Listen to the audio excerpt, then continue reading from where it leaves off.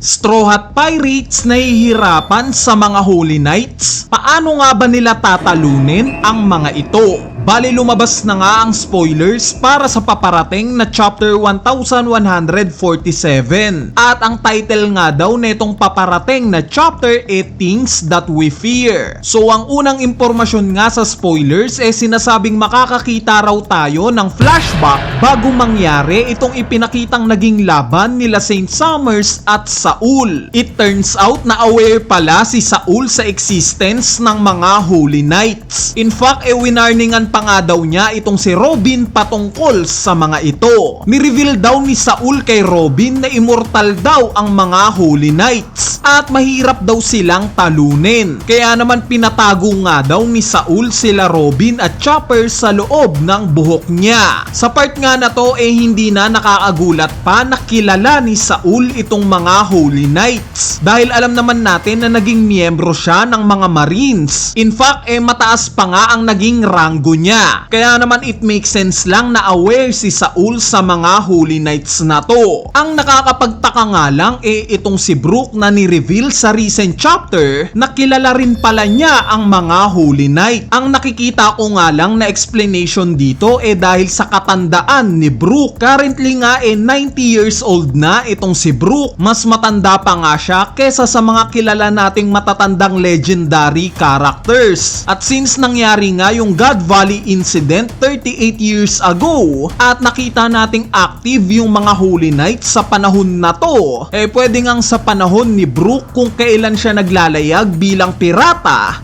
active rin itong mga Holy Knights. At ito yung rason kung bakit niya kilala ang mga ito. Or pwede rin na related itong mga Holy Knights sa pinanggalingang kingdom ni Brook. Dahil sa mga hindi nakakaalam, bago nga maging pirata itong si Brook, sinasabi nga na naging leader daw muna siya ng isang battle convoy sa isang certain kingdom sa West Blue. Meaning possible na somehow at some point sa buhay ni Brook nakakross niya ng landas itong mga Holy Knights. Bali speaking of Brook, ang sumunod na impormasyon nga sa spoilers, sinasabing tinrap daw ni Ganku itong grupo nila Colon. Hanggang sa napansin nga daw niya bigla itong si Brook. Na-realize nga daw ni Ganku kung sino itong si Brook. Kaya naman inapakan nga daw niya ito at dinemand na maging personal na music slave daw niya. Though maganda nga yung offer, tinanggihan daw ito ni Brook at sinabing hindi raw pwede dahil sa meron daw siyang commitment kay Luffy. So nalaman nga natin sa mga recent chapters na fan pala si Ganku sa mga music na ginagawa ni Brook. Trip nga niyang pakinggan yung mga kanta neto. Bali ito nga yung rason kung bakit biglang naging agresibo itong si Ganku kay Brook.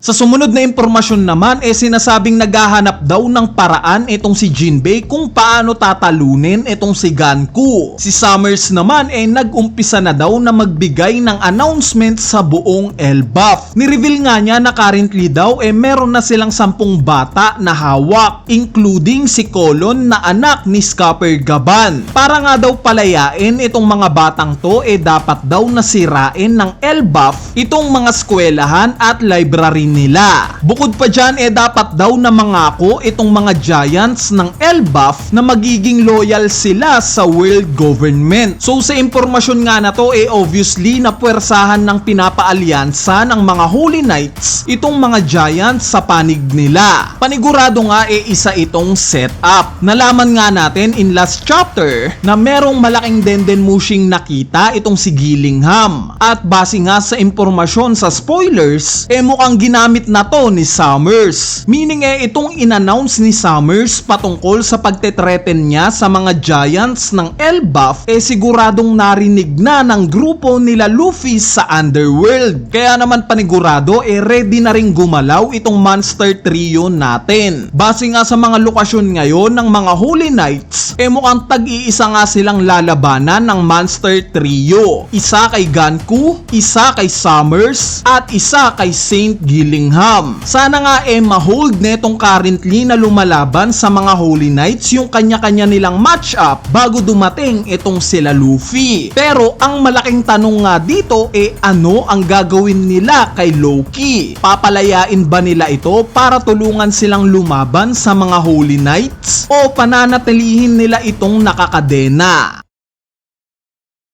Anyway, ang huling impormasyon nga sa spoilers, sinasabing makikita daw natin na ready nang lumaban si Robin. Kasama nga daw niya sa laban na to si Scupper Gaban. Yes guys, magkasama nga daw silang lalabanan itong si Saint Summers. Dagdag pa nga na itong pagbabanta raw ni Saint Summers patungkol sa pakikipagtulungan ng mga giants sa world government hindi raw hahayaan nila Robin at Scupper Gaban. So itong napipintong laban nga na Robin at Gaban versus Saint Summers saktong matchup nga ito kung iisipin natin. Dahil nga sa may idea na tayo na yung kakayanan ni Summers related sa mga thorns o tinik sakto nga ito para kay Scupper Gaban na meron namang armas na palakol. Sa tingin ko nga sa matchup na to tayo makakakuha ng kasagutan sa kung paano ba matatalo ang mga Holy Knights na merong regeneration powers. Sa tingin ko nga si Gaban ang magpapakita sa atin ng solusyon patungkol dito. Kumbaga gaya na lang ng ginawa ni Silver's Rayleigh kay Admiral Kizaru. During Sabo de Archipelago arc nga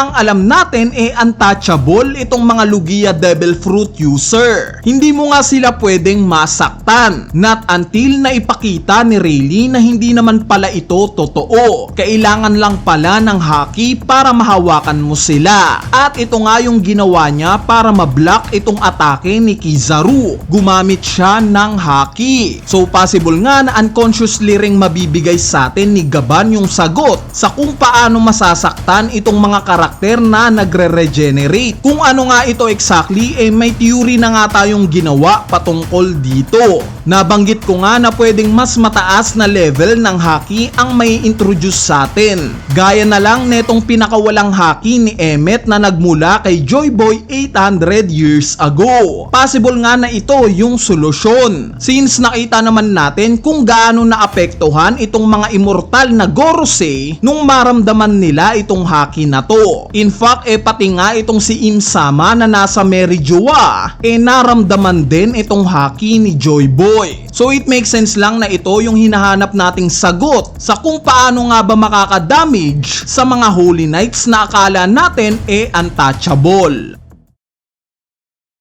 Anyway, ayan na nga yung mga impormasyon sa spoilers netong paparating na chapter 1147. Yung ibang nilalaman nga ng chapter na to syempre pag-uusapan na lang natin once na lumabas na yung full chapter. Kaya naman stay tuned lang sa channel natin. So yun lang, peace!